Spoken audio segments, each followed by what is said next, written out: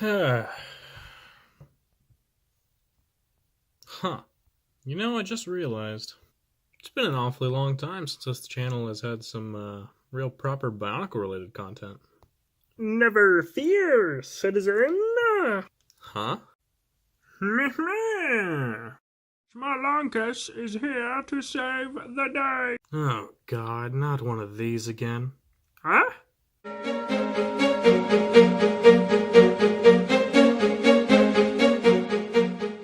Hey, what's up everybody? Bionicle here, and today I'm going to review my mock contest entry for Renzo Mocs Defenders of Big Space Contest. Now, who is this character, you might ask? Well, this is none other than Shmulonkus. Now, Shmulonkus is a pretty legendary hero in the galaxy, but don't take my word for it. I'll let him tell you himself.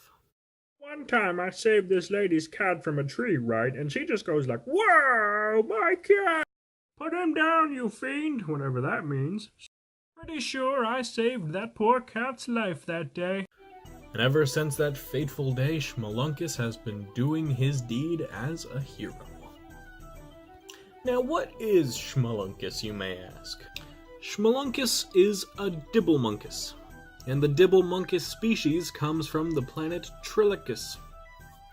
As a Dibblemunkus, Shmulonkus has a hard exterior exoskeleton similar to an insect.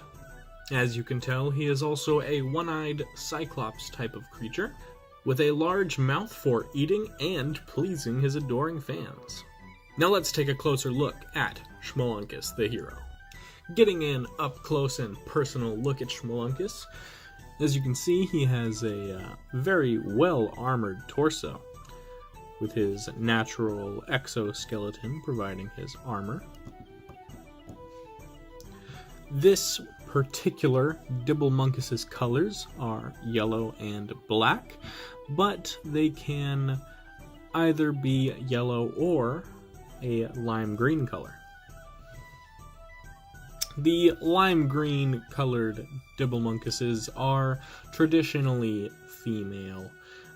It would be a very, very rare occurrence to have a male Dibblemunkus with lime green, but if there were a male Dibblemunkus to have lime green, it would be yellow and lime green instead of yellow and black, which they are traditionally yellow or lime green and black.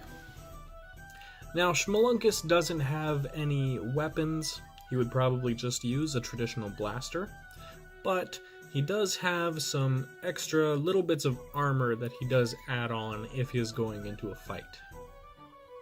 Now, these are the little bits of armor that he adds on, and they aren't much. They're just a little bit of extra shoulder armor, but that is because if we remove the armor, this up here, unlike the black and yellow armor, is exposed muscle in the joint. So that's kind of what this is.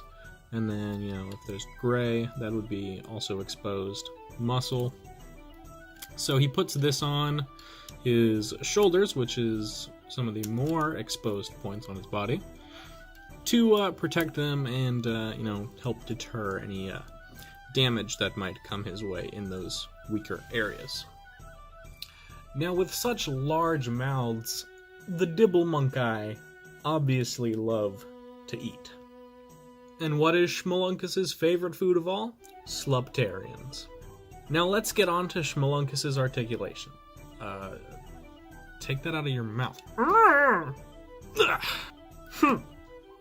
Now then, in terms of head articulation, Shmulonkus can look about that far up with his top part of his head. Then his lower jaw can go up, completely closed, even when he's looking completely up. And then open about that far. Can also kind of swivel, rotate, do all sorts of funky stuff. His head can, look around. And break off. And, do all sorts of weird, crazy things, like get punched or something, I don't know. And fall off again. Obviously that's a slight issue because of this headpiece. The way it's designed, it's not super secure, but you know, that is what it is. His eyeball is just stuck on with some sticky tack, so you can pose that all around and put it back on his face. There we go. His shoulders can go up about that far. They can rotate a bit. You know, you do run the risk of popping this front armor piece off, but if you just hold it and go around, you can go 360 all the way around and out, and oopsies. And if you move the arm out, you can go down and you can go back real far. So that's some pretty great articulation, almost like a butterfly joint on a traditional action figure. Just really funky.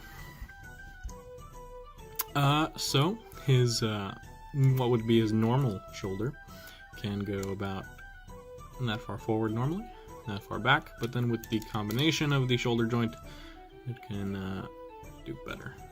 Go all the way around and all that. And then it can go out as well, and in 360. And then the elbow can bend that far if you've got it like this, that far like that. You can break his arm if you want. A little swivel, swivel. And the rest is obviously just an open ball joint, so no point in talking about that. Hips are open ball joints, you know, can go all the way around. Knees can bend that far, and then straighten completely.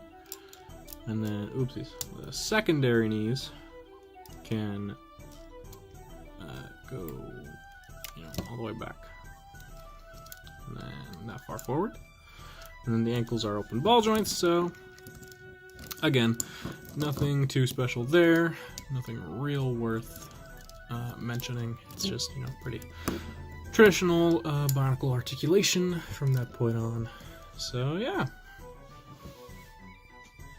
And here is Shmulonkus compared to my 3 personal favorite Mocs of mine: Kasai, Miri, and Briareus the Centaur. So, all in all, while Shmulonkus may not be one of my most complex Mocs, or my most story-driven Mocs, or one of my most, you know, important Mocs, I love this guy. He's got so much charm. He's so cute with his little, you know, his little face.